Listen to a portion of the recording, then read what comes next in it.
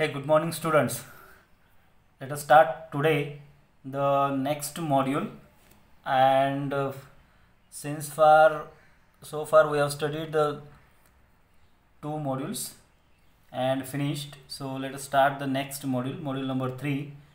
And the next module is vacuum techniques, wherein we are going to study the principle of pumping concepts and various type of vacuum pumps.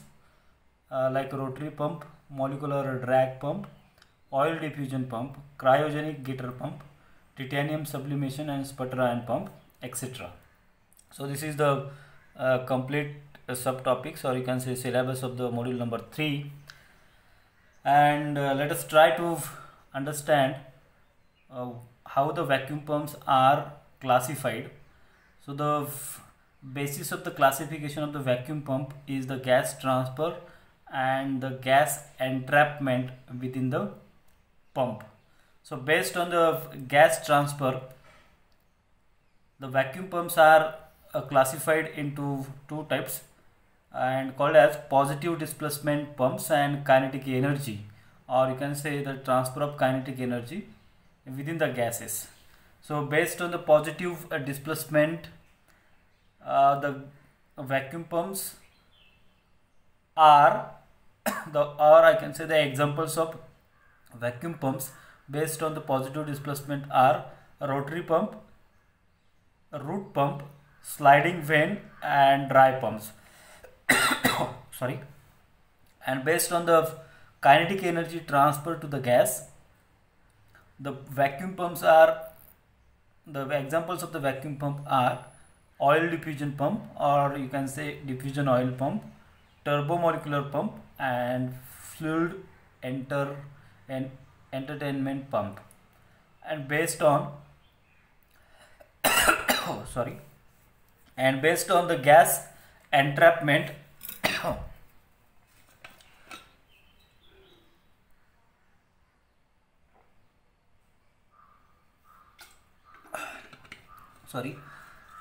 based on the gas entrapment, vacuum pumps, the examples of the vacuum pump are absorption pump, cryo pump, Gitter pump and sorption pump. Now let us try to understand what is the principle of pumping. And the principle of pumping in vacuum technology extends on so many ranges of pressure. No single pump has yet been developed which is one to the pump down a vessel from atmospheric pressure to high vacuum or ultra high vacuum range. Although all the vacuum pumps are concerned with lowering the number of molecules present in the gas phase, other different principles are also involved in various pumps which are used to attain the low pressure. Vacuum pumping is based on one or more of the following principle, like compression expansion process is used in a rotary pump or in a root pump. Root pump is not in your syllabus, so we are going to study the rotary pump. And drag by viscosity effect, this kind of principle is used in vapor ejector pump. Drag by diffusion effect is used in vapor diffusion pump. Molecular drag kind of a principle is used in molecular pump. Ionization effect is used in John pumps. Physical and chemical sorption is used in sorption pump, cryo pump, gittering process and etc. So what are the different type of pumps? Now this we have already discussed while classifying the various kind of pumps based on gas transfer and kinetic energy transfer. So basically the all kind of vacuum pumps are classified based on gas transfer and kinetic energy transfer, or I can say these are the two types of vacuum pumps based on gas transfer and kinetic energy. One is a positive displacement and the examples are a rotary pump, root pump, sliding vane pump and dry pump.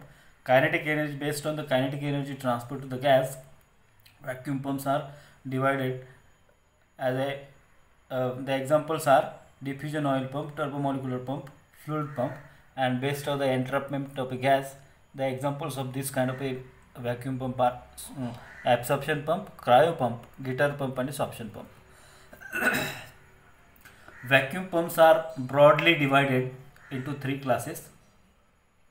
Pumps which exhaust state to atmosphere, usually known as a roughing pump or backing pump.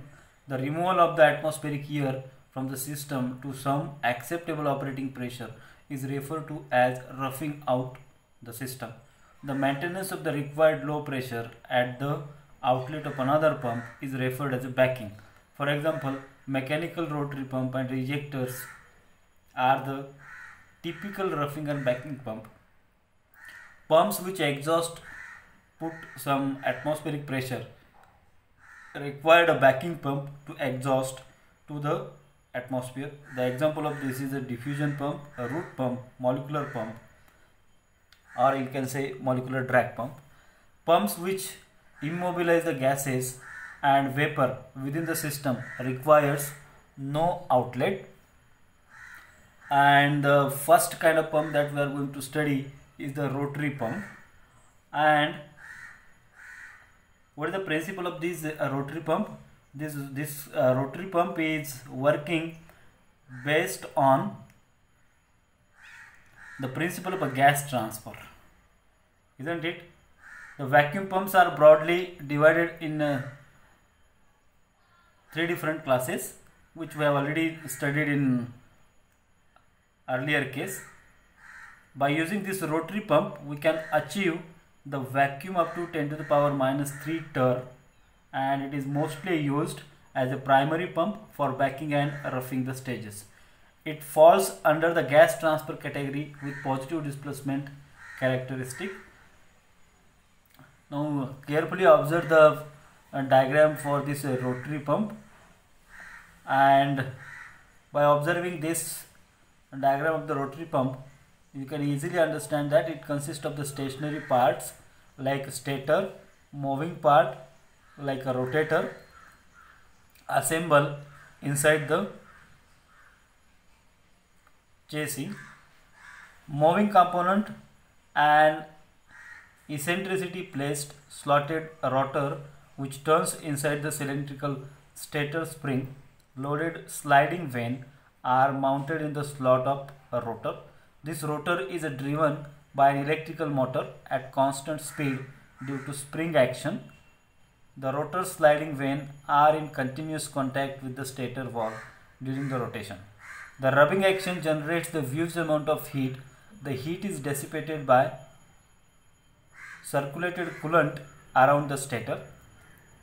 The air is drawn into the pump through an inlet and is compressed spring loaded. Exhaust valves are used to expel this compressed gas. These valves operate only at preset pressure to avoid a backflow. Perfect sealing is maintained by thin fluid film existing between moving contacts. It is important to note that there is a possibility of condensation of same gases, I can say water vapor, during the compression process. Gas ballast is an arrangement in which a meter amount of non-condensable gas is admitted at high pressure side. This gas packet increases the mole fraction of non-condensable gases in the compressed gas. This decrease in the partial pressure of condensable gas is called as the Dalton's law of partial pressure. As a result, the water vapor at that temperature doesn't condense. By using the rotary pump, we can achieve 10 to the power minus 3 torr pressure, isn't it? So this is all about the explanation of a rotary pump, and we can now proceed ahead for the characteristics of a rotary pump. This is whatever I explained just now to you. Let's go for the characteristics of the rotary pump, and you can observe easily the graphical representation of the characteristic of a rotary pump. On x-axis you can see the pressure, which is in millibar, and y-axis is having a pumping speed, and this pumping speed is denoted by letter, I can say SP. Pumping speed is in liters per hour. Now there are two lines that I drawn, one is black line and red line, and these are for single stage and two stages, isn't it? The black lines itself indicates, below I have already written, without gas ballast, and red lines are for with gas ballast. So this above graphical representation shows the pump characteristics for single and two stage rotary pump.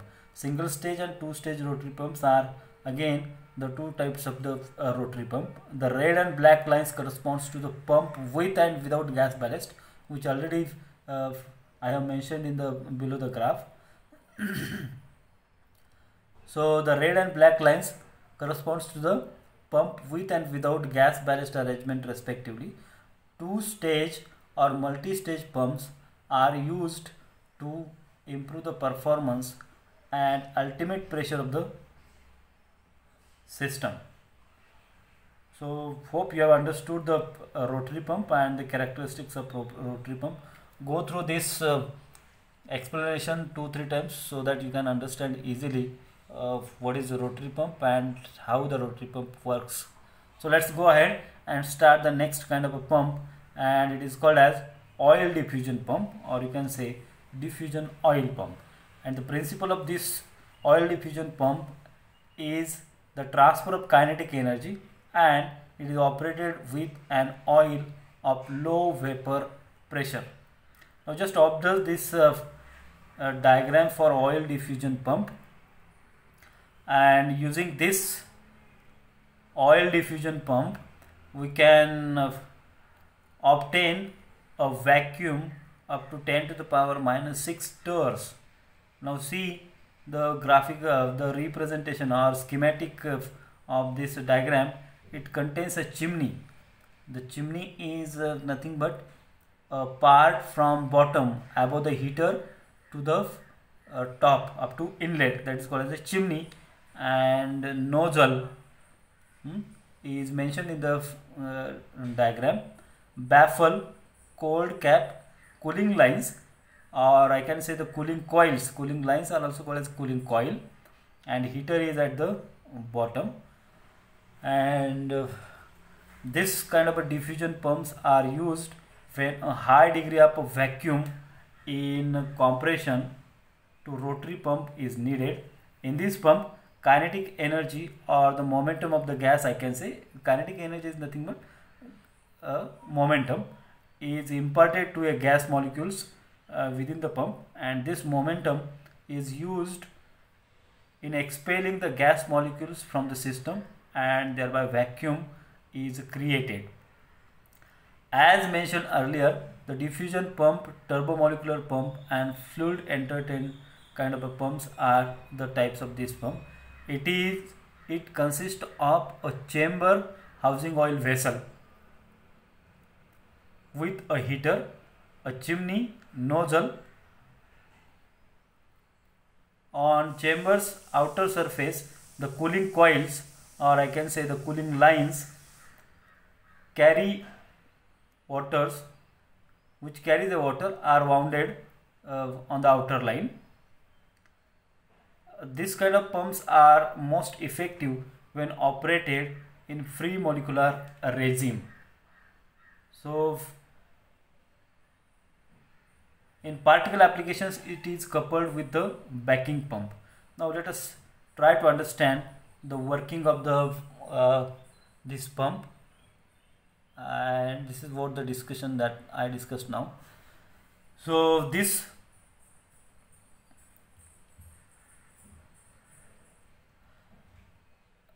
oil diffusion pump, the heater vaporizes the oil because of the heating, and this water vapor rises into the chimney.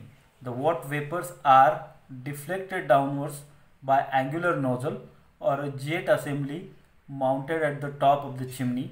This jet, moving downwards at supersonic speed, imparts the momentum to the randomly moving gas molecules. in chamber. This momentum deflects the molecule towards the pump outlet. In other words, this momentum gives the direction to the randomly moving molecules towards the pump exit. Isn't it? The backing pump is constantly used to remove the gas molecules. The hot coil condensed on the cooled oils and returns to the vessel at the bottom. Only the disadvantage of using this oil diffusion pump, or I can say the drawback, is one of the common problem in a diffusion pump is backstreaming of the oil. This is very important, please remember, because in oil diffusion pump, because of the heating and the backstreaming happens. This occurs when the pump oil molecule move above the upper position of the jet. This causes the contamination of the vacuum chamber. Chilled baffles or cold trap is used to prevent the flow of oil molecule into the vacuum chamber. And now let us go ahead for the characteristics of oil diffusion pump, and this is a simple one. So this is a graphical representation of a pump speed SP on y-axis, which is in meter cube per hour, and on x-axis you are having a pressure which is in tur or in millibar, and the ultimate pressure PU that depends on the vapor pressure of the oil pump design, gas load from vacuum space, right? This is the I can say diffusion pump and rotary pump both connected to each other. So I can say oil diffusion pump together with the rotary pump. So diffusion pump is effective in free molecular regime, having a pressure up to 10 to the power minus 3 tur, and whose mean free path lambda is large. So the initial pump down of the system is done using the rotary pump with backing valve closed and roughing hole open position. The gas is pumped out the system. When a pressure in the system falls well below, that is less than or nearly equal to 10 to the power minus 3 tur, to ensure the free molecular regime, the diffusion pump is put to use with backing valve open and roughing hole valve is at closed position respectively. The gas is pumped out of the system.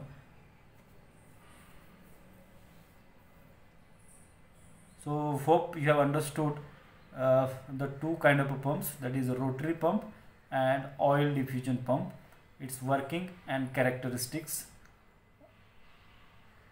isn't it? So we'll stop here, we'll meet next time. Thank you.